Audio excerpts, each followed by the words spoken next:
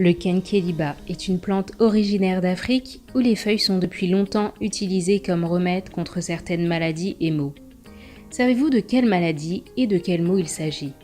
Comment utilise-t-on ces feuilles et dans quel cas son utilisation est fortement déconseillée?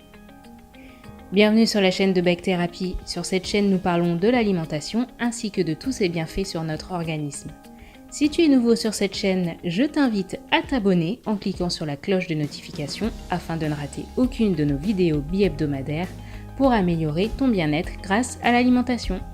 Utilisé en pharmacologie et en phytothérapie, le kenkeliba est une plante dont les feuilles sont séchées pour ensuite en faire des tisanes. On lui reconnaît plusieurs vertus, mais quelles sont-elles? Amélioration de la digestion. Le kenkeliba est un remède contre les problèmes d'estomac, à savoir la constipation chronique ou l'insuffisance biliaire. Aussi, de nombreuses études cliniques auraient mis en évidence les propriétés cholérétiques et cholagogues du kenkeliba, c'est-à-dire qu'il favorise la sécrétion de la bile indispensable pour digérer les graisses, puis facilite le processus digestif en général. De ce fait, sa consommation est fortement recommandée pour ceux qui souffrent d'insuffisance biliaire ou de constipation chronique. Mieux encore, c'est le remède idéal contre l'obésité. En plus d'être faible en calories et donc souvent utilisé en complément d'un régime minceur, l'activation de la digestion par le kenkeliba permet d'avoir une meilleure assimilation des aliments en évitant le ventre gonflé et lourd. Il permet de réguler la tension artérielle. Le kenkeliba est riche en catéchine et en tanin, deux substances réputées pour leurs propriétés hypotensives.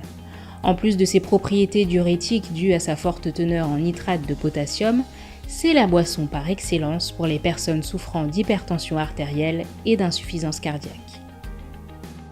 C'est un anti-inflammatoire.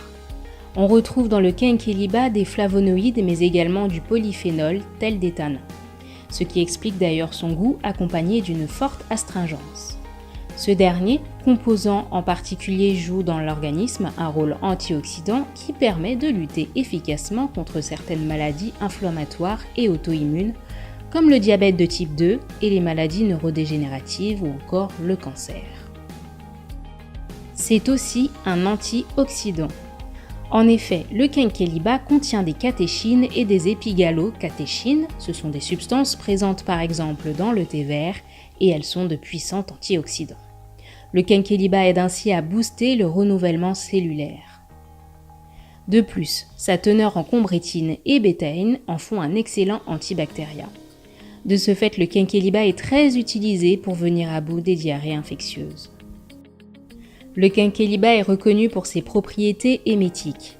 L'infusion des feuilles de kenkeliba, associées à la racine et à la tige, possède des propriétés émétiques particulièrement utiles en cas d'intoxication alimentaire ou dans le cadre d'une épuration digestive. Il protège nos cellules hépatiques.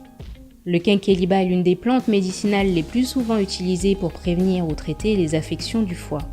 En plus de tous ses bienfaits liés à son utilisation par voie orale, le kenkeliba fait également l'objet d'une utilisation externe pour une cicatrisation rapide de plaies grâce à ses propriétés antibactériennes, pour assainir le cuir chevelu et fortifier la fibre capillaire en rinçant ses cheveux des infusions de kenkeliba. Comment se consomme le kenkeliba? La plante se présente et s'utilise de différentes façons.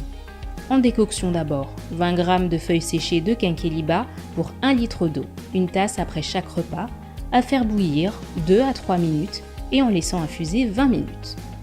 En infusion, 30 g de feuilles séchées de kenkeliba pour 1 litre d'eau, 2 à 3 tasses maximum par jour.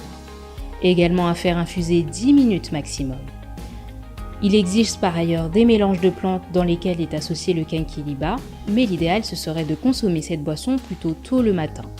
Vous pouvez boire une infusion de kenkeliba pour autant à n'importe quel moment de la journée. En huile essentielle, sur prescription médicale. En teinture mère, selon les indications du pharmacien. Y a-t-il des contre-indications? Eh bien oui, le kenkeliba est déconseillé aux femmes enceintes ou allaitantes.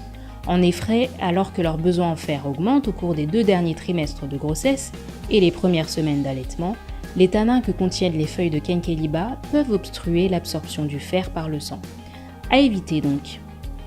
Voilà pour aujourd'hui, ce sera tout. Si vous avez aimé cette vidéo, faites-le nous savoir en commentaire et laissez-nous un petit pouce bleu.